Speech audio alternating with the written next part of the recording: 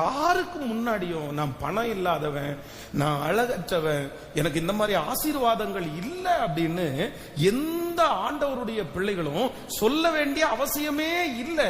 ஏன் அப்படின்னு சொன்னா, நம்முடைய தேவன் நம்மை எப்படி படைத்திருக்கிறார் என்றால், நேர்த்தியாய் கர்த்தர் நமக்கு வைத்திருக்கிறார்.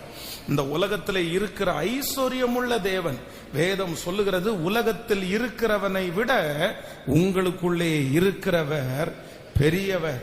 உலகத்திலே மனிதர்கள் வைத்திருக்கிற எல்லா ஆசீர்வாதத்தை விட பெரியவராகிய கர்த்தர் உங்களோடும் என்னோடும் இருக்கிறார். அவர் என்னோடு கூட இருக்கிறதுனாலே நான் நம்புகிறேன், இந்த உலகத்திலேயே ஆண்டவர் என்னை பெரியவனாய் வைத்திருக்கிறார்.